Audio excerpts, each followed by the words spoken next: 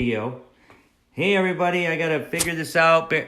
Oh, it says rotate my phone. We are going live, and I have to hook this up really quick here while we spool up. This is like so. Can everybody hear me? We are all right. We have people joining. Let me adjust this. I've got my okay, welcome to CSquad Live. And well, it's spooling up. We have this is a live edition, and tonight we have three-time national champ Scotty Paulson, number 33, along with Tracy Johnson on the show. Like each week, we're having technical difficulties, and normally we have a chance to kind of discuss what we're going to discuss before we go live, but because we've had technical difficulties, mainly on my end, we're winging it as usual, because that's what you do when you're a racer or an entrepreneur. And but to give it time to spool up, I can see Doug and Jeff and Sean and John and lots of people spooling up. So while we give it time to spool up on Facebook, I'm going to rattle off my normal rantings, but I'm just going to cover national points real quick because we, I think, unofficially finished fourth in national points out of 750 drivers, and Skeeter Esty is your two-time national champ in the Wissota Midwest Modified, which is really cool. He won like 30 races and 47 tries, which is like next level. And then, of course, Austin Hunter is in second, and Lance Schill is in third. I'm in fourth. Dan Wheeler is fifth. Lauren Johnson from South Dakota is sixth. Cody Lee's seventh. Tony Canold is eighth. Brandon Marinworth ninth. Brock Grunswold 10th. And these are all unofficial because this is an unofficial show. But let me tell you about fourth. Personally, for me, finishing fourth was kick-ass because, you know, fourth, you think about force, there's like 4 tires on a car. I mean, 4 means something. It does to me anyway. But it was a great season. We're going to kick into our guests. I thought when I was at the Wissota 100, first we're going to talk to Scotty Paulson, and then we're going to talk to Tracy Johnson. And but when we were at the 100, I was talking to Scotty and his new Flagman buddies, and we were talking about like the Flagman's perspective and all of that. So we're going to talk about that. And I don't really have any rebel rants because I haven't been racing, so I don't have anything to rant about other than it was a really good season for me personally. I was looking at the stats, and 16 wins, like, I don't know, a lot of top 5s, 54 top 10s. I think we had like 6 DNFs, did not finishes, of which 3 we were leading. That's kind of bad breaks, and 3 were probably because the driver had his helmet on backwards. But anyway, so without further ado, let's welcome Scotty Paulson to the show. Scotty, are you there? I'm here.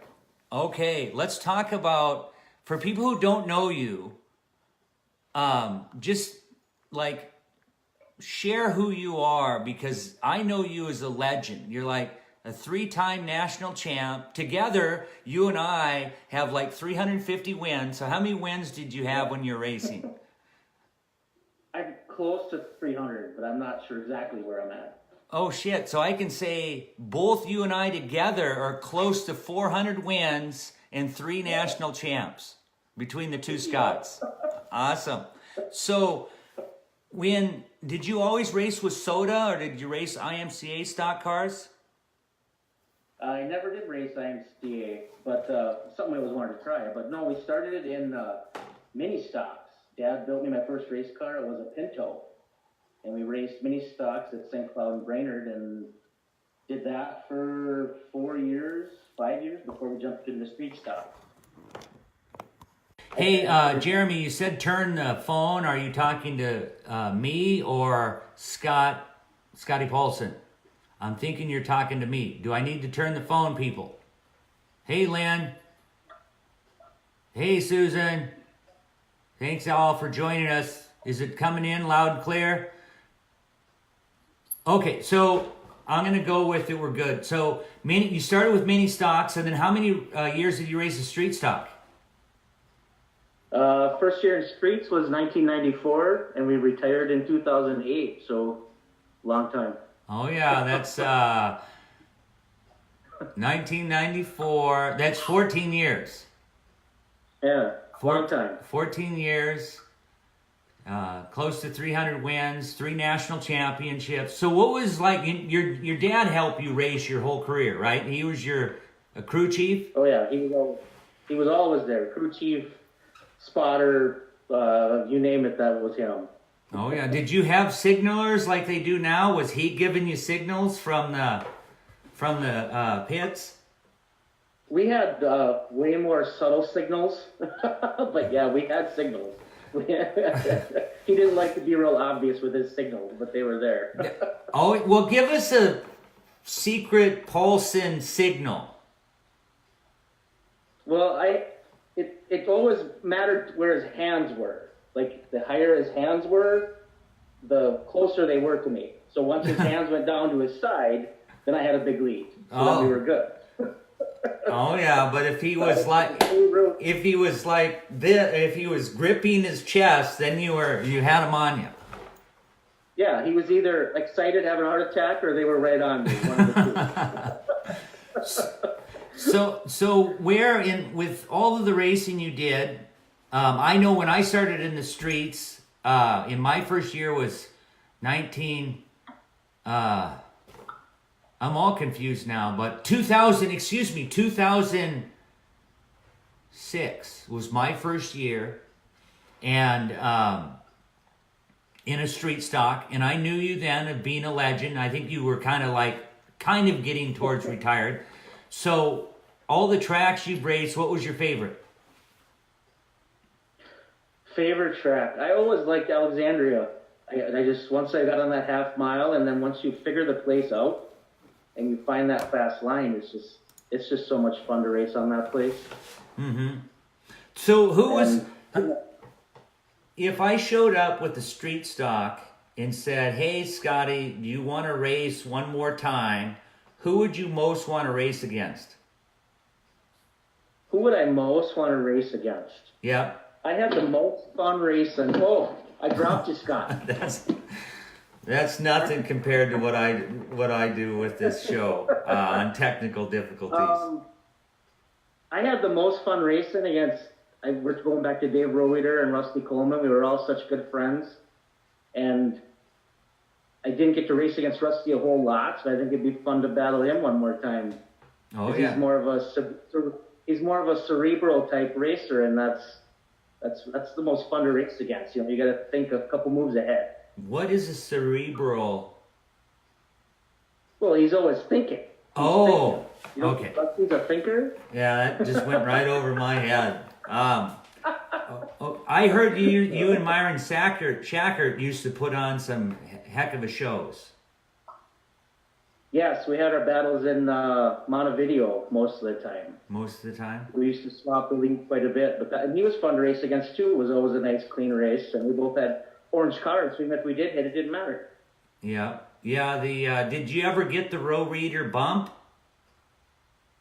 I'm sure I did. It's not jumping off the top of my head, though. I remember the time I gave him one. Oh, yeah. Well, I got it all the time when I was racing street. You'd always knew he was behind you because you'd start hearing this bump, or you'd feel this bump going to the corner, and he'd bump you into the corner where you got squiggly, and then he'd pass you.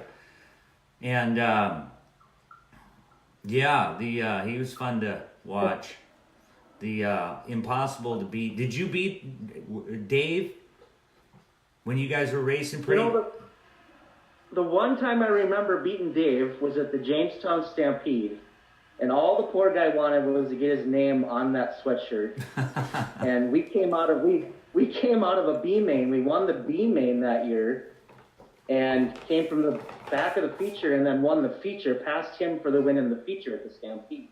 Oh wow! And That's the one time I really remember beating him. Otherwise, I think he probably got the better of me most of the time. But. Oh yeah.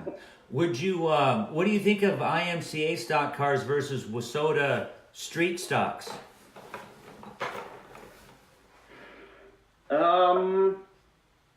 Gosh, those IMCA stock cars are just kind of cool, and I've always really wanted to get in one.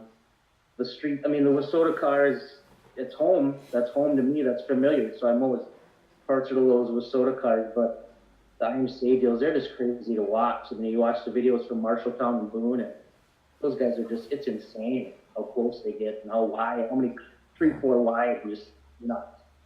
You've done, in your own racing career, you did a lot of traveling, but since you retired, you've also done a lot of traveling, where you went to a lot of tracks. And what's the coolest track you've been to as a fan? Oh, there's so many. There's Lucas Oil Speedway in Wheatland. That thing is so state-of-the-art and top-notch.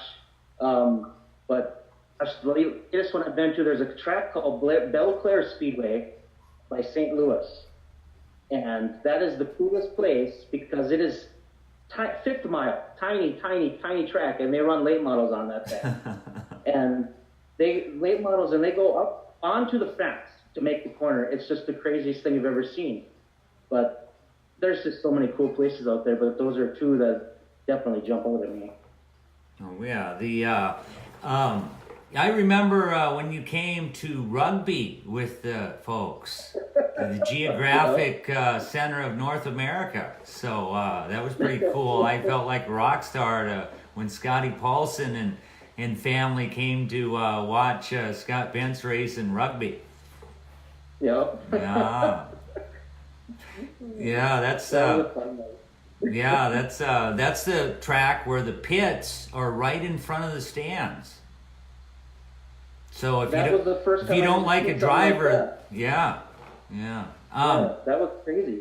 Anything you've seen out there when you've been to all those tracks that you seen that tracks do that you think more tracks should do this? If you're going basing off like what Lucas Oil Speedway does, it's just so everything is based toward the spectator. I mean, they got like a bar up there, the Diamond Bar, and then they got a go-kart track behind the grandstands and just stuff like that. It's just geared toward not just the races, but making it an event. You know, you can go there, hang out in the bar, and then the kids can take them out go-kart. And, do they have like rental go-karts or whatever? Yeah, like a actual go-kart little track, and you pay and you drive race go-karts. Yeah, it's right there behind the grandstands. Huh. Yeah, that's a cool idea.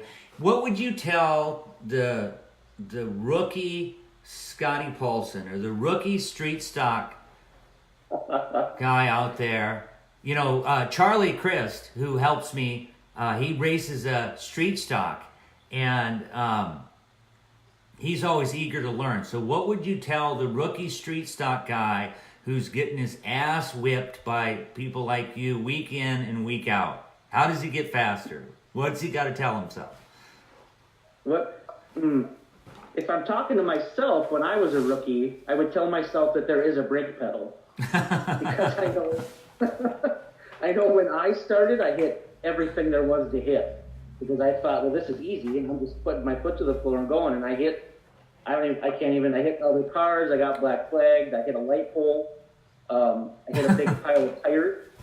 I mean, I just hit everything. I destroyed that car. So that's, I guess the main thing is that there is a brake pedal, and spend your money on the right things. You know, you don't need the best of the best when you start. Spend it on the right things, and work your way up. You know, as you learn what you're doing with the car, then get your better engine and get a little faster that way. Right. But learn what you're doing before you have the best of the best. How did you get better as a driver? Just wheel time? I mean, were you asking questions of people, or how did you kind of get better as a driver? Like, you know, who told you, hey, dude, there's a brake pedal in your car too? Yeah. What helped me the most was my mom always videotaped. And after that first year that I raced and hit everything there was, I watched that video. I watched the videos over and over and over and over. And that just helped me a ton, just watching myself. I didn't really ask for much advice from anybody because I was pretty quiet back then. Because I started when I was 16 and just wanted to race, you know, and probably pissed off a lot of guys and they didn't want to talk to me. So but just watching those videos of myself over and over again helped me a ton. And I still watch them now. I was just talking to someone, by the way, who said Scotty Paulson is the best street stock driver of all time. So you still have that reputation. Personally, I think it would be really cool to see you and Dave Roweeder. My idea street stock race would be you, Dave Roweeder, Rusty Coleman.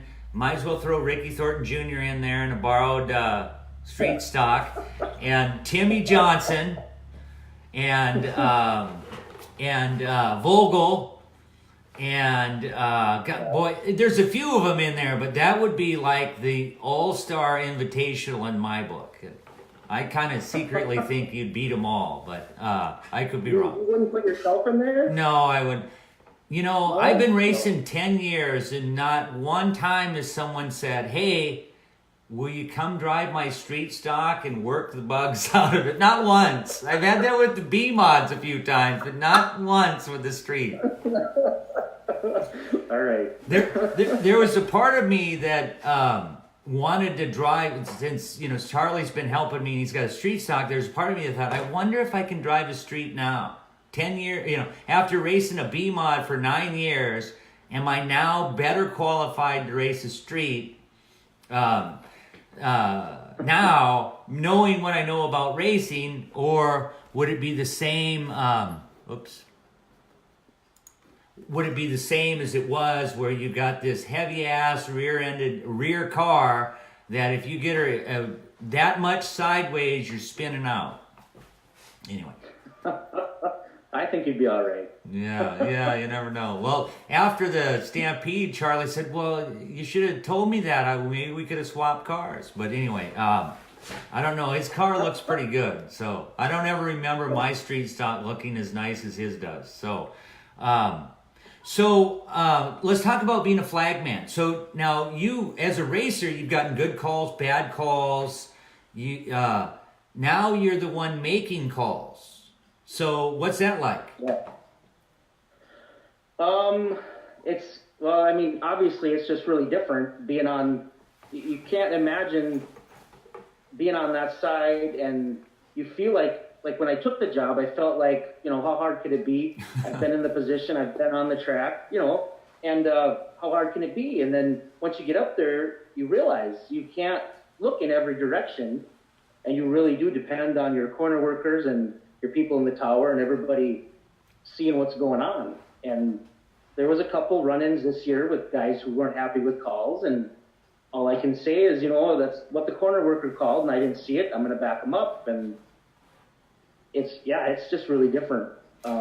So if you look at your whole racing career, 14 years, almost 300 wins.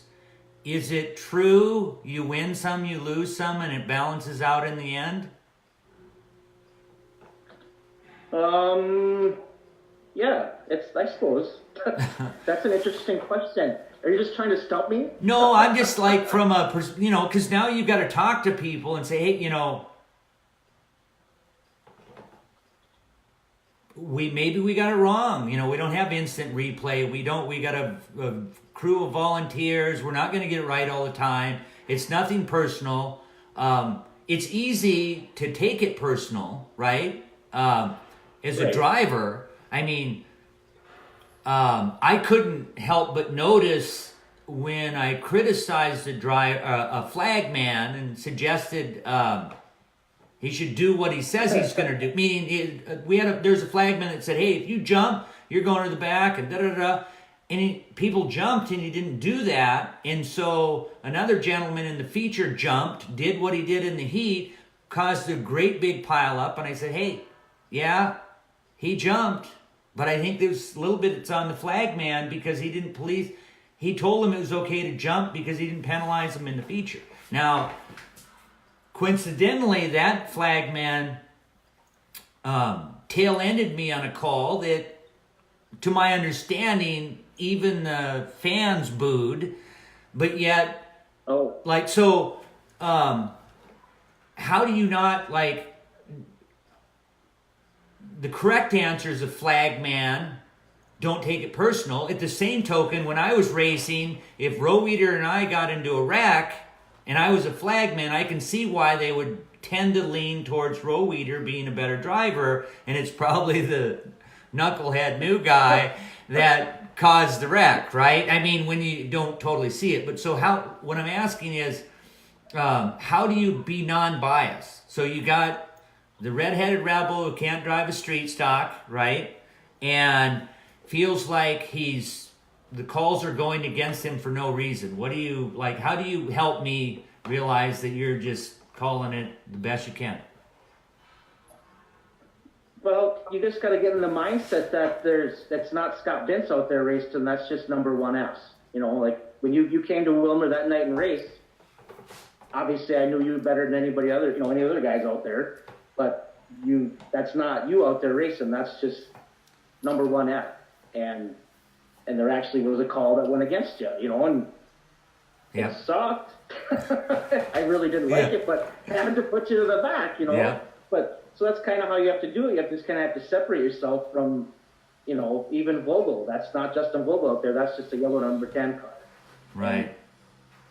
And, I have a lot of friends who race in Wilmer, but you just hope that there's not a situation where they get pissed off at you and you got to explain away. And like you said, there was a couple run-ins, but the nice part of now, Dirt Race Central is always in Wilmer.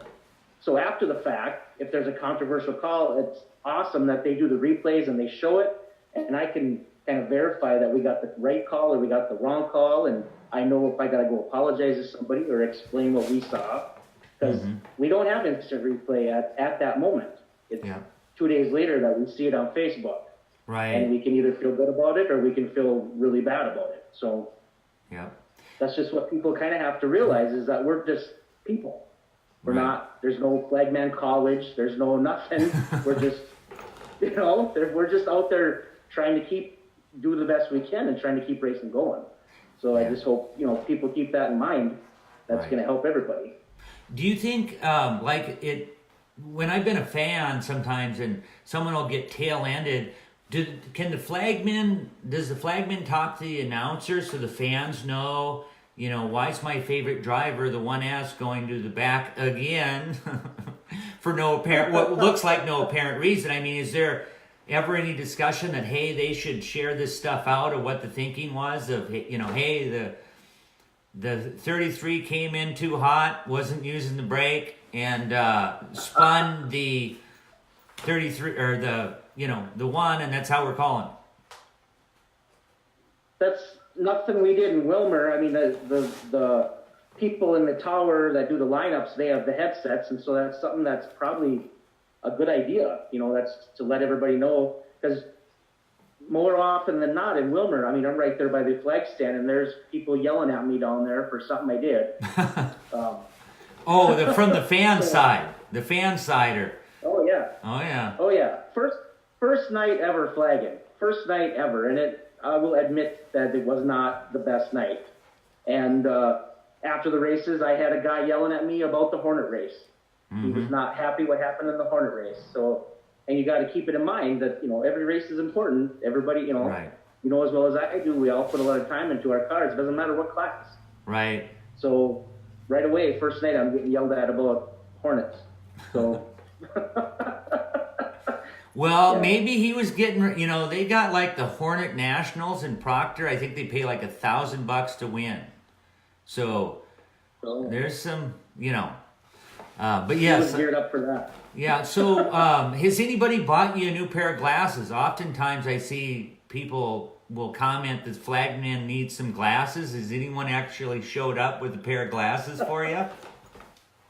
Nobody has done that yet. I've just gotten the, wow, you really blew that call. I got that. Yes. the one night a guy stopped on the front stretch, he didn't agree with the call, and I basically told him the call was against you. I'm sticking with that, then you might as well move. And yeah, I mean, but no, I haven't got any free pairs of glasses yet. Right. Although you try to be kind of polite when you tell someone to go to the back, or do the lineup people do that?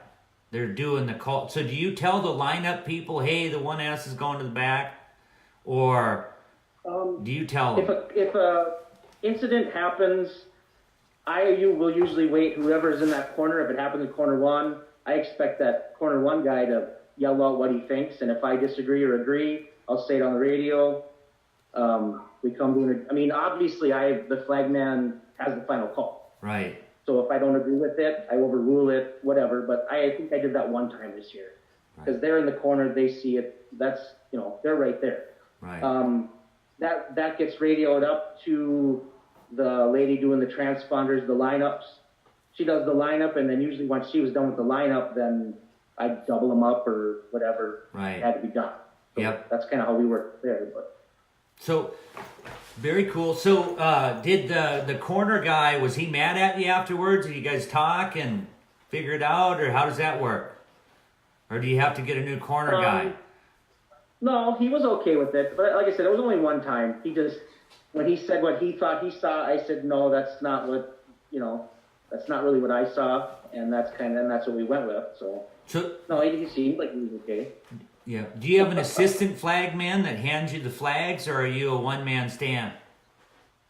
The first night, when it did not go very well, then my mom and my sister and her boyfriend were all in the grandstands watching, and then my sister said, I'll go up there with you and help you out until you get more used to it. And then she came up there, and then she just did the whole... Oh, hold on. Oh, goodness. Hey, folks, we're going to get him back. I'm not quite sure what happened here, but we are going to... I don't know if I've lost my internet connection here. Oh, goodness. Come on, Betsy. We're going to get this going. I'm very sorry for the technical difficulty that I seem to have week after week. So... we will get this better. So, how about them Green Bay Packers? Hopefully we're getting our meeting going here.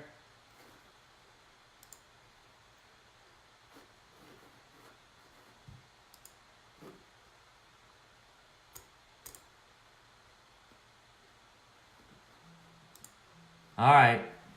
Yep. All right. Well, hopefully my guests will call back in. I'm not sure what happened there. Oh, here we go. We got... Hey, Tracy. Can you hear me, Tracy? Yeah, I can. Hey, let's have you on here real quick while Scotty comes in. I don't know what happened there. I've never had the meeting go down like that. So, you had the meeting set up for a time frame, and it ran out on you. All right. Watching the time above your head there. Oh, wow. Okay. Yeah, I guess I hadn't done that before. Hopefully Scotty will get back to us. But hey, for those who are still hanging in there, Tracy Johnson races the 19 Midwest Modified out of South Dakota. Where are you from, Tracy?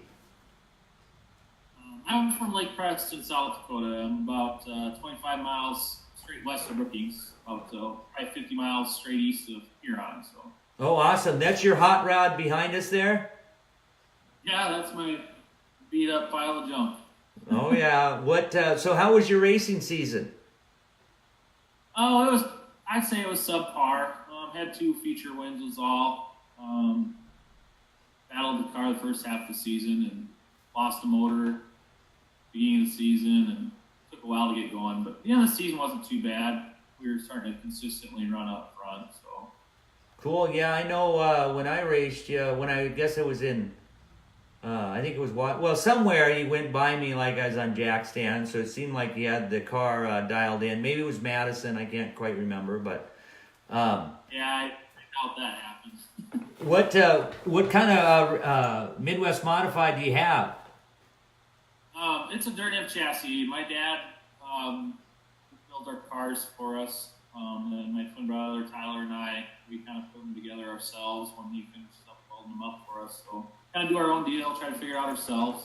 So It'd be a battle at times, but it's a lot of fun trying to figure your own car out. Don't have a chassis guy to call other than kind of bounce ideas off of my dad, my brother. Tony Conold's got a car. Sean Olson from Alexandria's got a car. So okay. you can bounce ideas off of them, but you really don't. Kind of wing it sometimes. See what you can come up with. Yep. So you build it from the frame all the way to the putting the rubber on it. Yep. Go to the junkyard, get an old Impala, and tear it down and start from scratch. Oh wow, that's awesome. So how long have you been racing Midwest Mods? Midwest Mods, I started racing with Soda in 2013. Before that, I raced USRA B Mods, which I started racing in the middle of 07. So I've been racing B Mods for quite a while. When I first started racing B Mods, we were racing down around the Sioux Falls area, and I'm sure everybody around kind of knows what kind of fiasco they have going down there with their racetracks. So I've been doing the Wasota deal for the last 5-6 years. Oh yeah, what do you like about one or the other? Like, what do you like about Wasota and what do you like about USRA, or what sucks on one or the other? Or I try to be reasonably positive, but Wasota is nice because there's a lot of tracks around the area for me. I can race 3 nights a week if I want to. As far as the rules go, I really like the USRA rule package. I like their tire better. Their tire lasts a bit longer. You're not buying tires all the time. And the main thing is rear suspension. USRA B mod versus the Wasota Midwest mod. Their rear suspension, you can kind of pick and choose how you want to set it up. It's a 3-link suspension, but you don't have to have your bar angles within 5 degrees from side to side, and spring and shock location can be different from side to side, and one package might fit one driver better than the other, and you can kind of figure out what works best for you and be more competitive. So if you were writing the rules for the Wasota Midwest Modified, what would you update or modify? There's a couple things that I think need to change. I hope they would change. The bar angle is the main one. We got to be within 5 degrees from left to right. And you see, it doesn't get teched very often. And you start your year off, and as the tracks change throughout the year, you might scale your car a couple times and you forget to check that bar angle rule. You might put a little bite in the car. You might put a couple turns in the left rear, take a couple out of the right rear, and now your bar angles are off. And get DQ'd for it, and I don't think there's a huge advantage on the racetrack, whether it's outside that 5 degree rule. And from the guys and people sitting in the stands watching think you're a cheater all of a sudden because you get DQ'd and they don't know why. And I just think it's a rule that doesn't get checked enough if they're going to have it. Right. Yeah. You're on the tech guys and get rid of it, and you'd be just fine. That's my opinion. I'm sure there's guys out there that have a different opinion than I do. Well, the reality of it is most tracks don't even have an 8-foot by 16-foot level ground of which to measure it. I mean, that's right. Where it's hard. A tech guy just can't crawl underneath the car and get a good accurate measurement. The car needs to be up in the air on a I've been to tracks that use cinder blocks, and right. Watertown has a ramp you can drive up on, but not every track has that, and it's not something that's the easiest thing to tech. It's a pain to tech it. Mm-hmm. Yeah, I know I've seen a few DQs for that, and I always thought I always feel for people because it wouldn't be much to, again, if you don't check it the day you race, and then again if you change the car a little bit, and I haven't really paid attention to that much if what can affect that a little bit, but I'm guessing, obviously, it's not 5 degrees isn't much to be off. So, particularly in some of the older chassis, you can't even move the bars 5 degrees because they're 1 inch increments. So, right, and you can have it in the shop and have your standard or your baseline left rear shock on the car, and you go to the track and you race, the track slicks off a little bit, you might put a shock on that has a little more gas pressure on the left rear. Now the left rear is held up in the air more than it was in the shop, and now you're off outside that 5 degree deal, and it's just not. Yeah, I don't like it. It's dumb in my opinion. All right. What else? Okay, if you were the oracle of the rules, what else would you update? I think they should allow E85 on all motor combinations. It's cheap to run.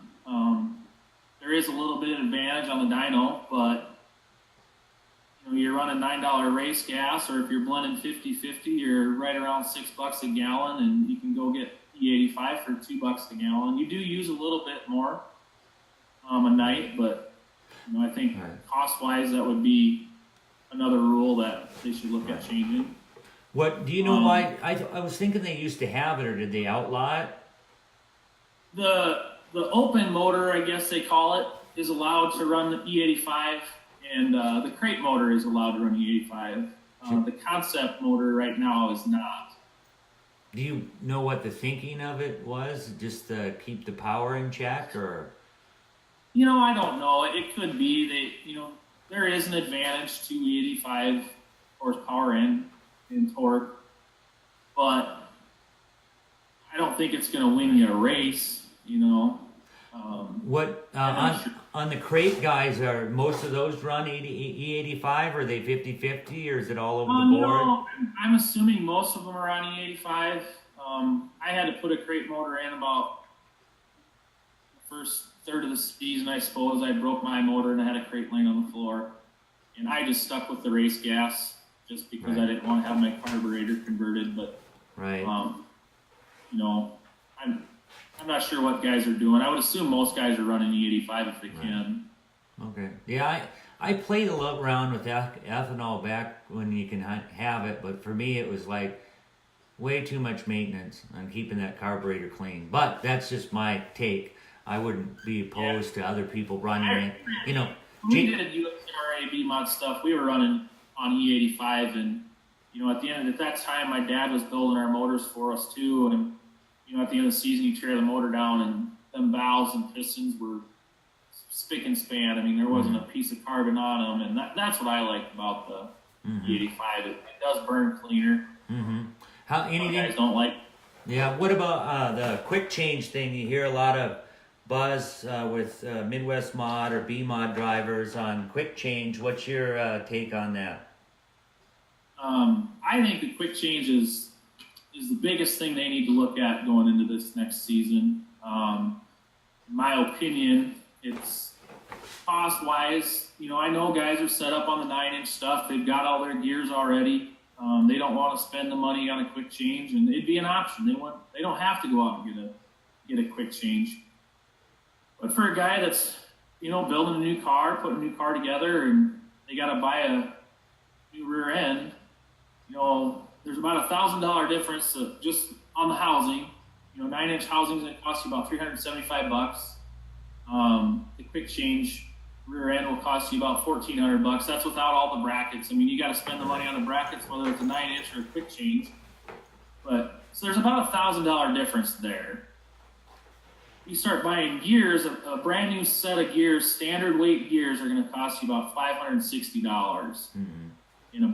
A brand new set of standard weight quick change gears are $70 a piece. Well, you've got 4 sets of gears. There's about a $935 difference from the 9-inch to the quick change. And you guys are going to make the argument, well, I can go buy used gears for $200 or $250. Right. Yeah, you can. But why is the guy selling them? Are they all ready to fall apart? Used is used, and you don't know what you got. Right. You can go buy a used set of quick change gears for 25, $30. So, I mean, Right. you can make the argument all day from used to new, but if you compare apples to apples, the quick change to the 9-inch in the long run, especially if you've got more than 4 sets of gears or more than 3 sets of gears, Right. quick changes would be a cheaper option. Yeah. And I think it's going to promote guys to go race other tracks. You know, there's nights I'd love to go to Wilmer. Wilmer's about a 3-hour drive for me, but I could go race Wilmer on Thursday night and then go to Aberdeen or somewhere on Friday and race, and I don't have to worry about getting my gears changed. It's a 5-minute process with that quick change set of gears. Yeah. I think another would be in the early part of the year when it's raining all the time, Right. and somebody's in Fergus Falls and they rain out and they're stuck with a 9-inch gear in their car, they're not going to try to get somewhere where maybe they could run to Aberdeen or run to Grand Forks, and they've got 2 minutes to change a set of gears and they can race.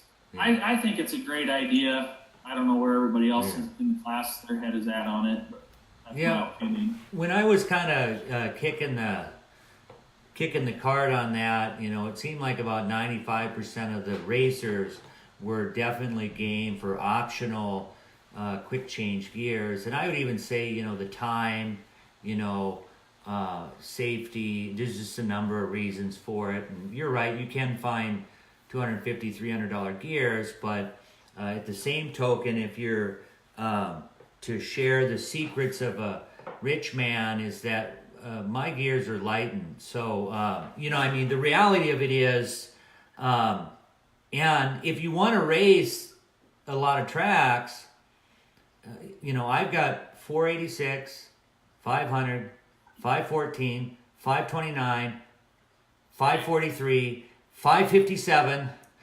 567, 583, 600, 614, 620, 633, and 650s, and which is that's a pickup bed full, and and most of which are a lot of which are lightened. So just because if you do buy used gears, invariably they're not very good, and so you have to have them rebuilt. And so if you're going to rebuild them, you do lighten. But I think for safety, time is an optional thing. It's kind of a no-brainer, whether it's a mod person selling his or her used modified, it already has a quick change in it. And I think USRA, I wanted to talk to someone with USRA on how it's going there. I think with them, they just said, hey, here's the gears you can run, kind of deal of like these common sets or whatever to kind of balance it out. But I would think, personally, I don't even think you need... My brother Tyler races USRA B-Mod, and they didn't put a stipulation on what ratios you can run. Right. So he can run what he wants, and he can change them in the middle of the night if he needs to, you know. And the reality of it too is, even with quick change, if you really want to, you can change regular gears between heat and feature if you're really, you know, I think we did it like 4 different times this year. It's not fun. Nobody wants to do it. And of course, people say that there's an advantage that you can change your gears. But again, I think there's things one can do to figure that issue out. But anyway, anything else you see with that would help the B-Mod Midwest Modified in Wissota, or anything you'd like with USRA that you think Wissota ought to think about, or IMCA or whatever? Sticking with the quick change deal would make a big difference. Guys, you know, you get over to Deer Creek, Mississippi Thunder over in there, and then guys can come and race with Wissota when their USRA track may have rained out. I think that's the big thing, is that rear end. I really hope that's something they look at. Yeah, I do think too, personally, you know, there's some issues with the weight too, you know, like someone like me who's 130 pounds, I got like 325 pounds of weight on my car. Whereas I think like your traditional B-Mod throughout the country, whether you call it an X-Mod, whether you call it a Midwest Mod, B-Mod, Sport Mod, E-mod if you're in the Florida, the southeast, or in that 2450, 2500 range on weight. And I think anyway, just yeah. The weight they could cut that down. Right now the concept motor's at 2625. In USRA, the concept motor guys, they have to be that 2625, but the open motor guys, I might be wrong, but I think they can weigh 2450 is their lowest weight. And there's a safety there too when you're bolting, like you said, 300 some pounds of lead on the back of your car, wherever you place it. Right. I think it's like 2500. 2550 would be a good spot. Yeah. How about what any winter racing plans or plans for next season? No, I'm get started on a new car here in the next couple weeks, I guess, and kind of do the same deal that I did last summer. I've always got family stuff going on. Yeah. Vacations and whatnot. What tracks do you normally race? I mean, what are your regular gigs? This year is, I kind of bounced all over. I took some time off in July. We had a lot going on, but I mainly went to Aberdeen, did some Watertown, and went to Madison quite a bit, Miller a couple times. It was kind of my main racing area this year. Cool. I know not to. You probably had better years because you said this year we haven't had the best year, only won 2 times. You realize that's 2 more times than most people who race? Yeah, winning is the worst thing that could happen to a person. And you win that first race, and then it's just never enough. So My first year I won once. My second year 4 times. My third year 8 times. My fourth year 12 times, and that 5th year was a real bitch because I didn't, it didn't keep going up, and. This year we had our best year, but of course I think you got to have a lot of things. One, I got to race a lot, but a lot of things have to line up from, as you know, in the shop, motor, draw stuff. I mean, I was pretty lucky at the draw this year. It favored for me on the, you only had to qualify, right? So there wasn't this pressure to have to win a heat, and a lot of those kind of things where, what do you think of the new point system? Like it, don't like it? I do like it. I like it a lot. It's basically the same point system that USRA had when I was racing USRA. I don't like the points for the heat race. I think just kind of do the transfer deal like they did this year, and then there's a different point spread as it goes throughout the field. So I think that kind of opens it up for the guys that are consistently finishing first and second versus the guys that are finishing third and fourth. Kind of makes them first place and second place finishes more valuable than a third place finish. Right. I like the point system there on. Yeah, I liked it too, where even if you're starting 20th, for the points aspect of it, it wasn't a throwaway night because even, it's not unthinkable to think if you keep your nose clean, you start 20th and don't run into people and avoid a few wrecks, that you can get close to the top 5, which if you're quote points racing, that's what you want is top 5s, top 3s, and be consistent. So, and with the way they did it last year, the points for the heat races, you could start in the back of the heat and somebody banging around and you get a tire cut down in the deal and then you just as well call it a night and go home. Yeah. I like that they got. Yeah. Cool. Anything at the tracks you do race at, anything that you've seen that you thought was really cool that other tracks should do more of? I didn't really get out and about much this year. Like Watertown, I raced there a bit at the beginning of the year, but I like how they get the kids involved with their little battery-operated cars that they got, their tractors or their Hot Wheels, I guess. Let them come out on the track and race down the front straightaway. Yeah. I think that's cool. The kids are really jacked up that night when they they know they get to go out on the racetrack and run her down the front straightaway. I think that's pretty neat. Cool. Anyone you'd like to thank that helps you race or helps you in the shop, or before we sign off here? Yeah, absolutely. New Horizon Lounge out of Lake Preston came on board for me this year. Supplied me with beer for the season, so that was a pretty cool sponsor. Holland Beam Rentals and Holland Construction, Jesse Vincent Construction, Isles Highmark LLC Trucking. That's my father-in-law. He's helped me out. Schulte Properties, Jason Schulte, a buddy of mine, paid to put a wrap on the car this year, so that was pretty nice. Horsepower by Hondel. He does my carburetors, builds my motors for me. Mel and Ken Decker. Ken helps me at the racetrack every week, comes over to my shop and helps me work on the car during the week, so it'd be hard to do it without him. I really appreciate his help. Then Dirt Nymph Chassis, that's my dad. He builds our race cars for us. I wouldn't race if we had to go out and buy a chassis every couple of years. So it's nice doing our own deal. It's a lot of fun.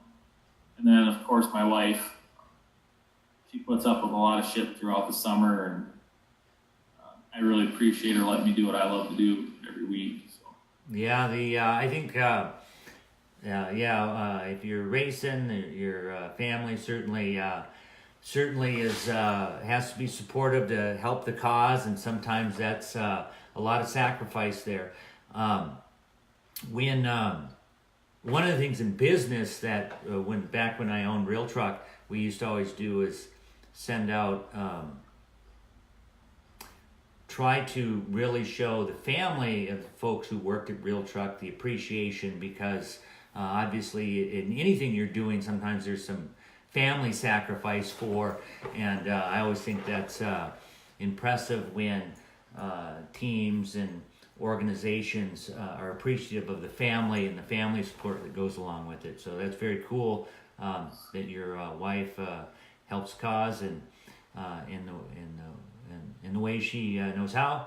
And anyway, I appreciate you coming on the show. Sorry for the technical difficulties. Any parting words you'd like to pass on to the folks who are tuning in? I guess again, back to these rule things that we did talk about. Get in contact with your track promoters and let them know how you feel about different, not even the ones we talked about tonight, but whatever rules they'd like to see changed. Whether you disagree or agree with some of the stuff we talked about, our track promoters need to know what the drivers want so they can go to the annual meeting here next month and give WSOTA their input on what the drivers would like to see changed. Very cool. Appreciate that. And thanks, Scotty Paulson, if you're listening. Sorry we lost you. It was great chatting with you. And Tracy Johnson. Want to thank our sponsors, Weir's Machine, who makes trick stuff for race cars. Check them out, weirsmachine.com. Like up their Facebook page. And also want to thank Redheaded Rebel Brew Coffee, fuel for Rebels, Game Changers, and Rule Breakers. RHRbrew.com. Thanks everybody for tuning in. And for this week, and sorry for the technical difficulties, so I'm getting tired of apologizing for that. I do have a way to do this show without technical difficulties, but not live. So live adds some complexity to it, and we'll see if we can't figure out something for next week. Anyway, thanks for tuning in. Thanks again, Tracy and Scotty Paulson. And remember, leave it better than you found it. Take care, all.